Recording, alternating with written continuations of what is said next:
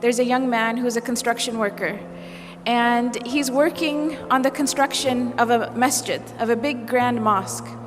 And at the completion of the construction of this masjid, the sultan who ordered the construction of the masjid, he wanted all of the construction workers to leave. And the reason is because his daughter had asked him, this is the princess, the sultan's daughter, she made a special request that after the construction of this big, beautiful, grand masjid is finished, she wanted to be the first one to go into that masjid and pray 2 rak'ahs in the musalla with no one else there. So this was the request of the princess.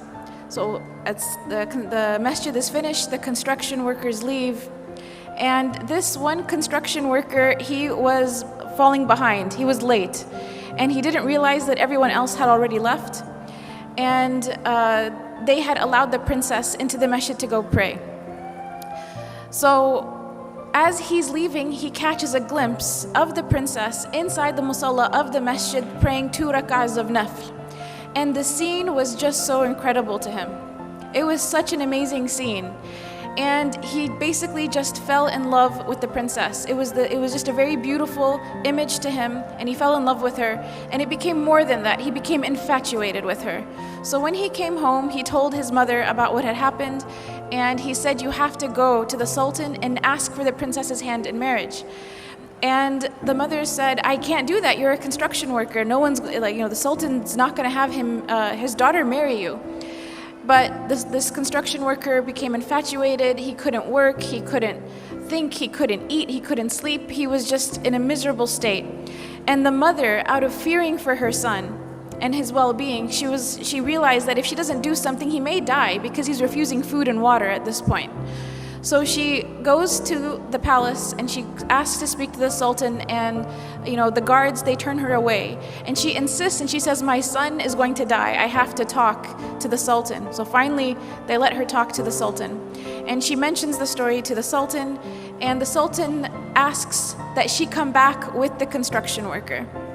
So they come back together, and he tells the construction worker, after everyone leaves the masjid at nighttime, after Isha prayer, you have to come and pray qiyam in this masjid for 40 nights.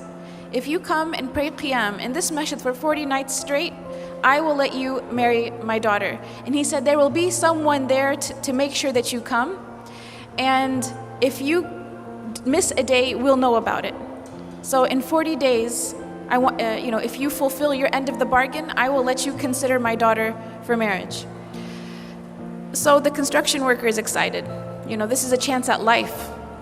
So he goes the first day and he prays qiyam in the masjid after everyone leaves. And he goes the second day and the third. And after a few weeks, he notices that he's getting better. He's eating again, he's drinking again. He cares about life again. And eventually he starts to really, really enjoy coming to the masjid and praying qiyam when everyone else has left. To such an extent that he starts to pray to Allah, that Allah never takes away these beautiful moments that he has with him, alone in solitude, praying to him in the night. So 40 days pass, 50 days pass, 60 days pass, 70 days pass, and eventually the sultan asks to see the construction worker. And he says, "How come you didn't come see me? You fulfilled your end of the bargain. You prayed all 40 nights. We saw that you prayed. How come you didn't come and see me?" And the construction worker turns to the sultan and he says, "Before I saw your daughter, my heart was empty. And the first thing of beauty that my heart was exposed to was your daughter. And that's why it grabbed onto that experience. But then after I started praying in the masjid for 40 nights, my heart witnessed a beauty that was much greater than her. My heart witnessed a beauty that it has never felt before." And he tells the sultan, he goes on to say, "Thank you so much for offering me your daughter to consider, but I am happy where I am and I am in no need of her." And he goes on his way. And he doesn't marry the princess because he had found a love and a beauty and a happiness that was much greater than just seeing the princess that one time. And this was the love of Allah subhanahu wa ta'ala. This is the beauty of a close relationship with Allah subhanahu wa ta'ala. This is something that only the one who has experienced it can really talk about it. Or can, and even if they were to try to talk about it, it doesn't do it justice.